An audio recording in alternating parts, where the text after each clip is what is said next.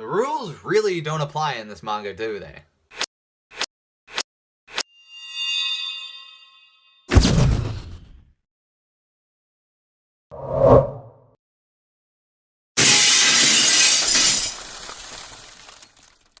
So, where we last left off, Red encounters a girl being attacked by a wild Gyarados.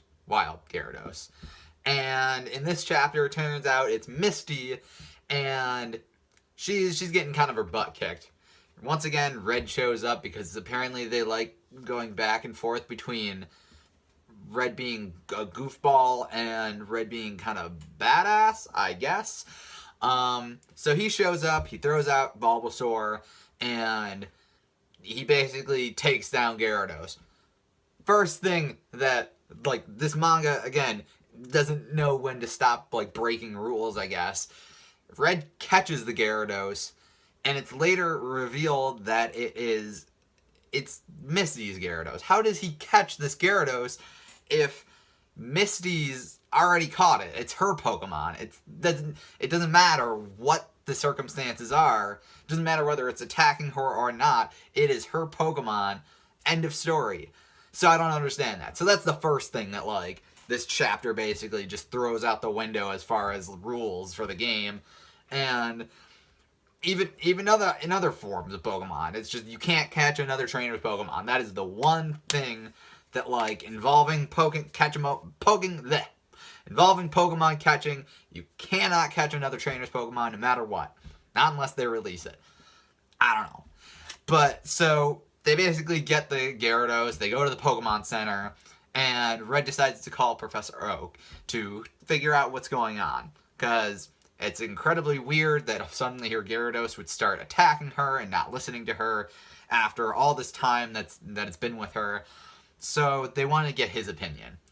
And basically what it comes down to is Professor Oak thinks that maybe there's something going on with Team Rocket involving a Pokemon suddenly after a few days turning on its trainer for no reason at all. So, of course, of course it was going to be Team Rocket. That's no surprise whatsoever. So, he gives them some advice as far as what they can do to remedy this. Now, this advice is part number two. Sorry, I'm blaring myself out there. Is the second thing that this chapter just throws out the window as far as rules. He tells them that their best bet to get Gyarados to chill out is to basically go to Mount Moon and get a Moonstone, because apparently Moonstones have a crazy power that quells Pokemon and relaxes them and chills them out. I don't remember ever seeing that in their description. As far as I always knew, they were just an evolutionary stone that certain Pokemon can evolve with them. I don't understand that. Also, in this version, Moonstones are just a hunk of rock, but with a moon carved into them. So does that mean that somebody's making these Moonstones? Like, is it stone from Mount Moon, and then somebody takes that stone and punches a hole in it with a print of a moon? Or is it come like that? I don't know. This chapter was actually pretty cool. I enjoyed it a lot, but this manga is just getting some weird places. First you got Pikachu basically killing Onix. With an electric move, if I recall correctly. I don't think that's how that works. And now you got basically Red catching another trainer's Pokemon, and Moonstone's having this crazy ability to quell Pokemon for some reason. It's like they needed a reason to progress the story and have Red and Misty go to Mount Moon, but they weren't sure what would do that. So they were like, well, they need a Moonstone, that's why. So basically, the chapter ends with them going to Mount Moon. Red's still a little like, unsure about the whole thing. He doesn't really. It basically ends with him being like, "Are you sure you can even like take on Team Rocket or like fight?" And she pulls out. Misty pulls out like a handful of. It looks like great balls. So that's actually kind of cool to see like different kinds of Pokeballs in the series rather than just everybody uses Pokeballs. So she's got like a handful of great balls with all her Pokemon, and then he's like, "Oh, okay," and she basically drags him off. And that's another thing that's different. Misty's always been a tomboy of some sort, but in many facets, she's either a bit more like just kind of chill. Like in the show, she's a tomboy, but it's like she's still very like I guess feminine. I don't know. But in this, she's a little bit rougher around the edges. That's a common theme, I guess, for this. All the characters are like, they're still goofy. They still have kind of a more, what's the word I'm looking for? I don't know. They're still kind of goofy and they have cartoony attitudes, but they're a little rougher when it comes to certain things. She's a little bit rougher. She seems like the kind of person that would get into a fight. So I don't know. I thought she was pretty cool. She's not wearing her typical attire from any of the other things. She's just got like a tube top on and some shorts. No, hold on. Let me see. I don't know. Yeah. She's wearing shorts. So you're right. What? I don't know why I'm going into a fashion sense thing. But like she's a little rougher. Also, what is like. This manga is trying to make Red seem like he's like badass, but at the same time he's really dumb and goofy. I don't know. I wish there was more of a purpose to it, because it just makes him seem like he comes off like he knows stuff, but sometimes he doesn't feel like using that info. Like he's only ever cool when it comes to Pokemon battles. And then any other time, he's just kind of like twerpy kid that just like whatever. And maybe that's the idea, where it's just like he's got that switch in his head, and he's super cool. Also, one other thing I noticed, it's not really like a rule breaking thing, but it's in this when Red is fighting Gyarados, he throws out Bulbasaur, which is a good move to some degree. And Gyarados hits it with like, I don't know, like Hydro Pump or something. A water attack of some sort.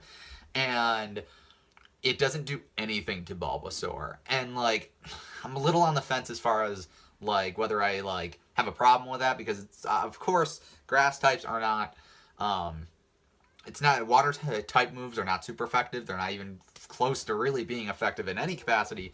But they made a point to say that water-type Pokemon moves don't affect grass types at all. Which,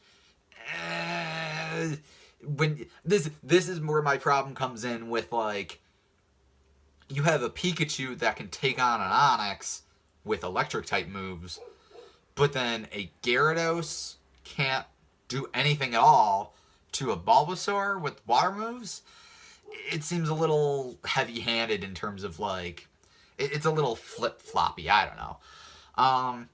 But yeah, I mean, that's the main story of the chapter. It doesn't move, it moves us forward.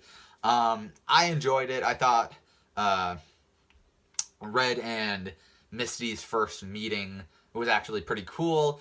Red and Misty seem to get along pretty well right off the bat, even though they still don't really know each other very well. I think they I think they'll be fun to they'll be fun to see how they interact for going further once they hit Mount Moon. And then, of course, I imagine Misty will stick around until they hit Cerulean City, if they're both going in the same direction anyways. One thing I noticed in this chapter, while it's nothing crazy, the text is a little weird. Part of it is because of, like, characters, just how they talk. Like, Red kind of, he talks in a very odd way. He doesn't use proper grammar sometimes, so he'll say, like, in the case of Bulbasaur not being affected by Gyarados' attack, he says something along the line of, no water attack's gonna work on a grass Pokemon. And it's like a little weird. It's a weird sentence to say. I don't know if I would phrase it that way. But that I think I can get over, since it's a bit more of a, it's just his character more so. One thing is a little weird is one line is like, they're both attacking Gyarados, and I think Misty says something along the line that they work well together or something, and Red goes, yeah, we should start, like, double dating.